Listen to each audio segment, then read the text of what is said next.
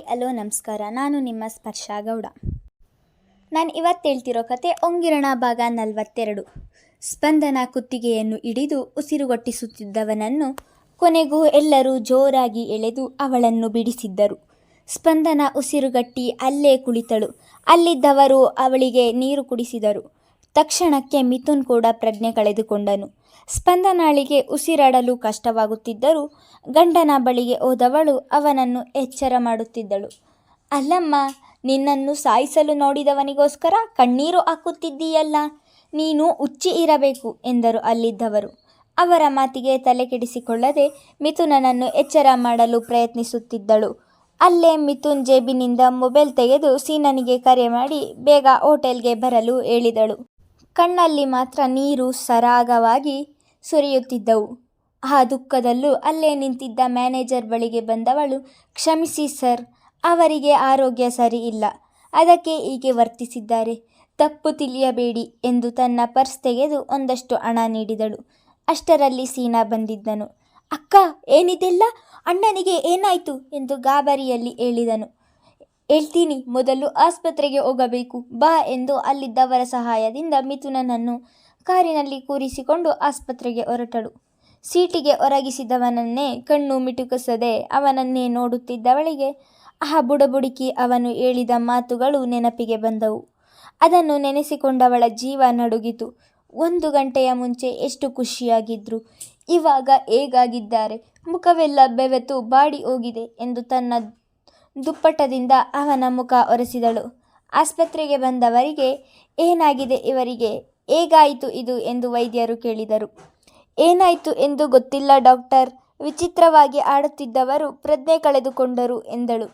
ನೀವು ಹೊರಗಿರಿ, ನಾನು ನೋಡ್ತೀನಿ ಎಂದು ಅವಳನ್ನು ಹೊರಗೆ ಕಳುಹಿಸಿದರು. ಮಿಥುನನನ್ನು ಪರೀಕ್ಷಿಸಿ ಹೊರಬಂದ ಡಾಕ್ಟರನ್ನು ಏನಾಗಿದೆ ಡಾಕ್ಟರ್ ಎಂದಳು.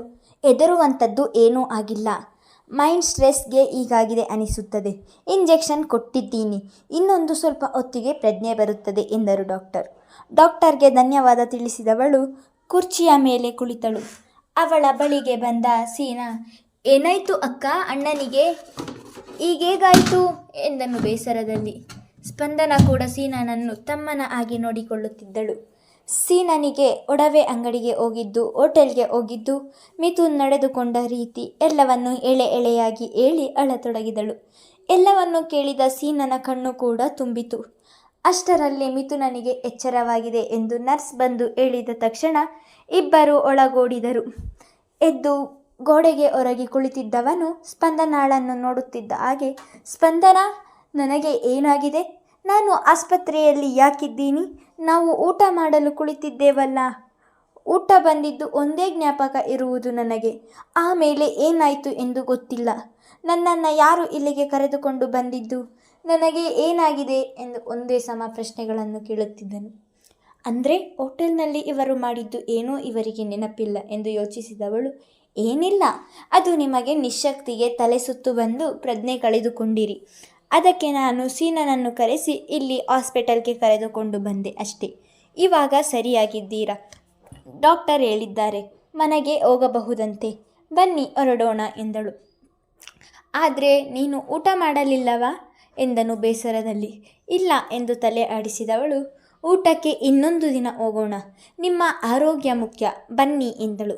ಮೊದಲ ಬಾರಿಗೆ ಊಟಕ್ಕೆ ಕರೆದುಕೊಂಡು ಹೋಗಿದ್ದವನು ಅರ್ಧದಲ್ಲೇ ಹೀಗಾಯಿತಲ್ಲ ಎಂದು ಬೇಸರ ಪಟ್ಟುಕೊಂಡು, ನನ್ನಿಂದ ನೀನು ಊಟ ಮಾಡದೆ ಹಾಗೆ ಆಯಿತು, ಕ್ಷಮಿಸು ಸ್ಪಂದನ ಎಂದನು. ಅಣ್ಣ, ಅಕ್ಕ ಇದಕ್ಕೆಲ್ಲ ಬೇಜಾರು ಮಾಡಿಕೊಳ್ಳಲ್ಲ, ಬನ್ನಿ ಇವಾಗ ಮನೆಗೆ ಹೋಗೋಣ, ಊಟ ಇನ್ನೊಂದು ದಿನ ಹೋಗಿರಂತೆ ಎಂದನು ಸೀನಾ. ಕಾರಲ್ಲಿ ಕುಳಿತವನಿಗೆ ತನ್ನ ಬೈಕ್ ನೆನಪಾಗಿತ್ತು. ಸ್ಪಂದನ, ಬೈಕ್ ಎಲ್ಲಿ ಎಂದು ಕೇಳಿದನು.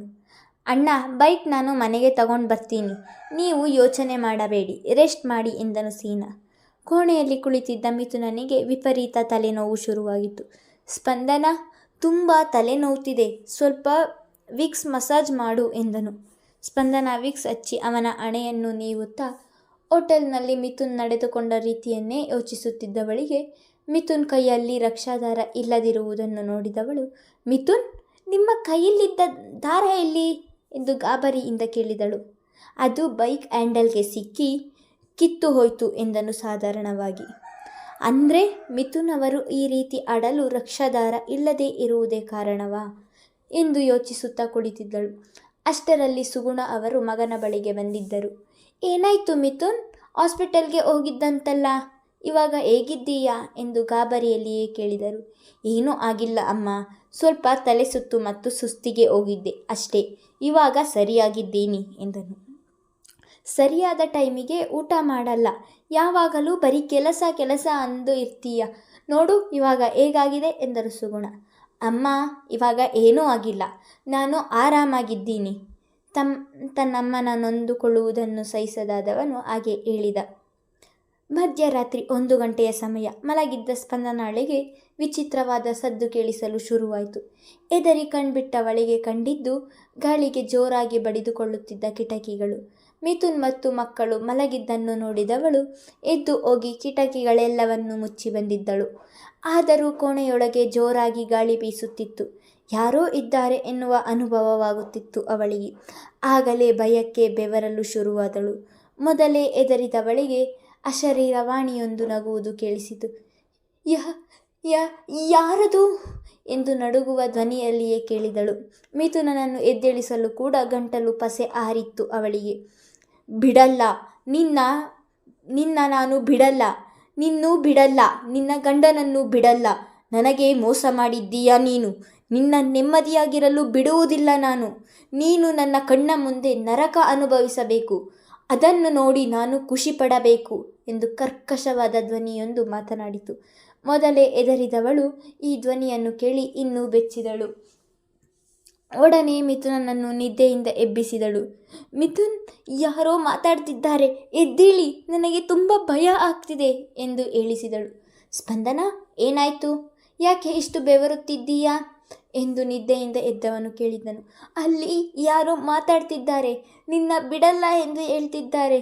ಮಿಥುನ್, ನನಗೆ ತುಂಬ ಭಯ ಆಗ್ತಿದೆ ಎಂದು ಮಿಥುನನ್ನು ತಬ್ಬಿ ಹಿಡಿದಳು. ಅವಳು ಎದರಿದ್ದನ್ನು ನೋಡಿದವನು ಅವಳ ಭಯ ಎಷ್ಟಿದೆ ಎಂದು ಅಂದಾಜಿಸಿ, ಅಲ್ಲಿ ಯಾರೂ ಇಲ್ಲ, ಎಲ್ಲೋ ಕೆಟ್ಟ ಕನಸು ಬಿದ್ದಿದೆ, ನಾನು ಇಲ್ಲೇ ಮಲಗಿದ್ದೀನಿ, ನೀನೇನು ಭಯಪಡಬೇಡ ಎಂದು ಎದೆಯ ಮೇಲೆ ಮಲಗಿಸಿಕೊಂಡು ಸಮಾಧಾನ ಮಾಡಿದನು. ಕಚೇರಿಗೆ ಹೋಗಲು ತಯಾರಾಗುತ್ತಿದ್ದವನ ಬಳಿಗೆ ಬಂದವಳು, ಮಿಥುನ್, ಅವತ್ತು ಪುರೋಹಿತರು ಹೇಳಿದ್ರಲ್ಲ, ಆತ್ಮಾನಂದ ಗುರುಗಳು, ಅವರ ಬಳಿ ಹೋಗಿ ಬರೋಣ ಎಂದಳು. ಇಂದಿನ ಬಾರಿಯ ಹಾಗೆ ಅವಳ ಮಾತಿಗೆ ವಿರೋಧ ತೋರದೆ, ನಿನಗೆ ಸಮಾಧಾನವಾಗುತ್ತದೆ ಎಂದರೆ ಹೋಗಿ ಬರೋಣ, ಬೇಗ ತಯಾರಾಗು ಎಂದನು. 60 ವರ್ಷದ ವಯಸ್ಕರೊಬ್ಬರು ಕಣ್ಣು ಮುಚ್ಚಿ ದೇವಿಯ ಧ್ಯಾನದಲ್ಲಿ ಮಗ್ನರಾಗಿದ್ದರು. ಮುಖದಲ್ಲಿ ದೈವಿ ಕಳೆ ಎದ್ದು ಕಾಣುತ್ತಿತ್ತು. ಕಣ್ಣು ಮುಚ್ಚಿ ಇವರಿಬ್ಬರೂ ಬಂದಿದ್ದನ್ನು ಗ್ರಹಿಸಿದವರು ಮುಖದಲ್ಲಿ ಮಂದಹಾಸ ಮೂಡಿತು. ನಿರೀಕ್ಷಿಸಿದ ವ್ಯಕ್ತಿಗಳು ಬಂದಿದ್ದಾರೆ ಎಂದು ಅದೇ ಮಂದಹಾಸದಿಂದ ಕಣ್ಣು ತೆಗೆದರು. ಅವರ ಕಣ್ಣುಗಳಲ್ಲಿನ ಹೊಳಪು ಎದ್ದು ಕಾಣುತ್ತಿತ್ತು. ಬಂದವರನ್ನು ಆಧಾರದಿಂದ ಬನ್ನಿ, ಕುಳಿತುಕೊಳ್ಳಿ ಎಂದರು ಆತ್ಮಾನಂದ ಸ್ವಾಮಿಗಳು. ಮಿಥುನ್ ಮತ್ತು ಸ್ಪಂದನ ಅವರಿಗೆ ಕೈ ಮುಗಿದು ಅವರ ಎದುರಲ್ಲಿ ಇರಿಸಿದ ಹಲಗೆಯ ಮೇಲೆ ಕುಳಿತರು. ಹೇಳಿ, ಏನು ಬಂದ ವಿಷಯ ಎಲ್ಲ ಗೊತ್ತಿದ್ದು ಮತ್ತೆ ಕೇಳಿದರು. ಸ್ಪಂದನ ಬುಡಬಡಿಕೆಯವನು ಹೇಳಿದ್ದು, ಮಿಥುನ್ ಹೋಟೆಲ್ನಲ್ಲಿ ನಡೆದುಕೊಂಡ ರೀತಿ, ರಾತ್ರಿ ಮನೆಯಲ್ಲಿ ನಡೆದ ಘಟನೆ, ಎಲ್ಲ ವಿಷಯಗಳನ್ನು ಹೇಳಿದಳು. ಮಿಥುನನಿಗೆ ತಾನು ಹೋಟೆಲ್ನಲ್ಲಿ ಹೇಗೆ ನಡೆದುಕೊಂಡೇನ ಎಂದು ಅವನ ಮೇಲೆ ಅವನಿಗೆ ಬೇಸರವಾಯಿತು. ತನಗೆ ಒಂದು ಮಾತು ಹೇಳದೆ ಎಲ್ಲ ನೋವನ್ನು ನುಂಗಿದ ಮಡದಿಯ ಮೇಲೆ ಹೆಮ್ಮೆಯ ಭಾವ ಮೂಡಿತು. ಇವರ ಮಾತುಗಳನ್ನು ಕೇಳಿದ ಆತ್ಮಾನಂದ ಸ್ವಾಮಿಗಳು 10 ನಿಮಿಷ ಕಣ್ಣು ಮುಚ್ಚಿ ಕುಳಿತವರು ನಂತರ ಕಣ್ಣು ಬಿಟ್ಟು, ನೋಡಿ ಮಕ್ಕಳ, ಈಗಾಗಲೇ ನಿಮ್ಮ ಸುತ್ತಮುತ್ತ ಒಂದು ಅತೃಪ್ತ ಆತ್ಮ ಸುತ್ತುತ್ತಿದೆ. ಅದು ನಿಮ್ಮನ್ನು ಬಲಿ ತೆಗೆದುಕೊಳ್ಳಲು ಹೊಂಚು ಹಾಕಿ ಕಾಯುತ್ತಿದೆ. ಅಂದು ಕಾರಿನಲ್ಲಿಯೇ ನಿನ್ನ ಮೇಲೆ ಪ್ರಹಾರ ಮಾಡಿತ್ತು. ಅದು ನೀನು ಕೂದಲೆಳೆಯ ಅಂತರದಲ್ಲಿ ಬಚಾವಾಗಿದ್ದೀಯ. ನಿನ್ನ ಕೈಯಿಂದಲೇ ನಿನ್ನ ಹೆಂಡತಿಯನ್ನು ಸಾಯಿಸಲು ನೋಡಿತು, ಆದರೆ ಅದು ಕೂಡ ಕೈಗೂಡಿಲ್ಲ.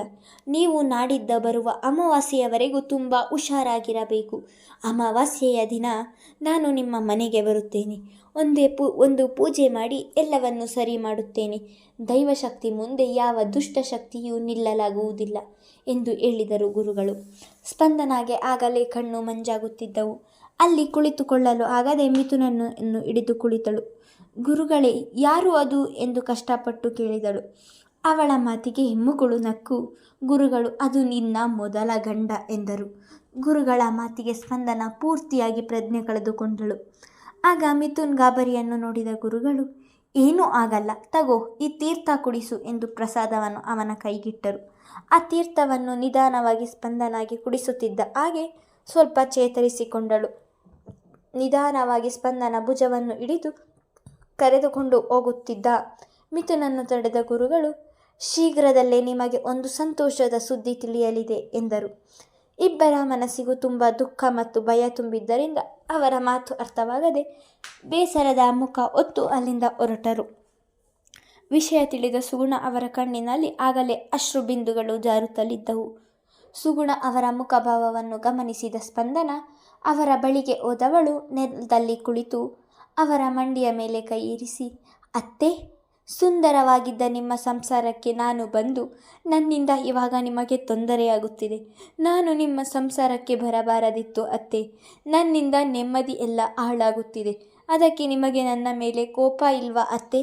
ಹಾಗೇನಾದರೂ ಕೋಪ ಇದ್ದರೆ ಒಳಗೆ ನುಂಗಬೇಡಿ, ಹೇಳಿಬಿಡಿ ಅತ್ತೆ ಎಂದು ಒಂದೇ ಸಮ ಮಕ್ಕಳ ಹಾಗೆ ಅಳುತ್ತಿದ್ದಳು. ಕೋಪನಾ? ತುಂಬ ಕೋಪ ಇದೆ ಸ್ಪಂದನ ಎಂದರು ಸುಗುಣ ಅವರು.